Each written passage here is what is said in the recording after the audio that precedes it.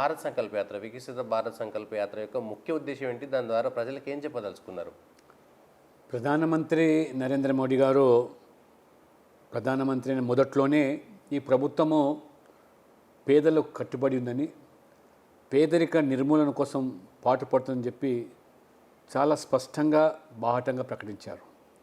ఏ వర్గాలనైతే గత పాలకులు విస్మరించారో, నిర్లక్ష్యం చేశారో వాళ్లకు ఈ పథకాల్లో భాగస్వాములు చేయడమే కాకుండా దళారీ వ్యవస్థ నిర్మూలన చేసి నేరుగా ఆ యొక్క పేదలకు ఆ పథకాలు అందే విధంగా, లబ్ధిదారులకు మేలు జరిగే విధంగా వారు తలపెట్టినటువంటి కార్యక్రమాలు ఏ మేరకు ఈరోజు ప్రజలకు నేరుగా అందుతున్నాయి. మరోవైపు అభివృద్ధికి ఏదైతే పెద్దపీట వేసి ఈ 9.5 సంవత్సరాల్లో నరేంద్ర మోడీ గారు తీసుకున్నటువంటి నిర్ణయాల వల్ల దేశమంతా కూడా అభివృద్ధి దూసుకుపోతూ ఉన్నది.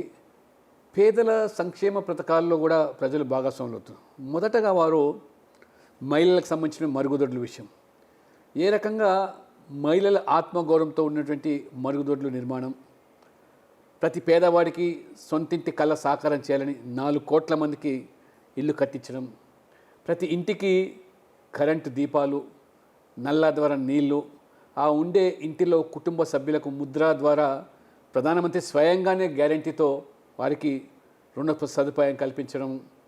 ఇంతటితో ఆగకుండా రైతులు ఎవరు ఉంటే కూడా పెట్టుబడి సాయం కింద ఆర్థికంగా సహాయం చేయడం. మరోవైపు పేదలు బ్యాంకులకు ఎందుకు దూరంగా ఉండాలి, బ్యాంకులు దరిదాపుల్లో కూడా రాణిస్తలేరని చెప్పి వారు జీరో బ్యాలెన్స్తో బ్యాంకు ఖాతాలు తెరిపించాలని అధికారులకు ఆదేశిస్తే 50 కోట్ల మంది ఇవాళ పేదలు బ్యాంక్ ఖాతాలు తెరవడం జరిగింది.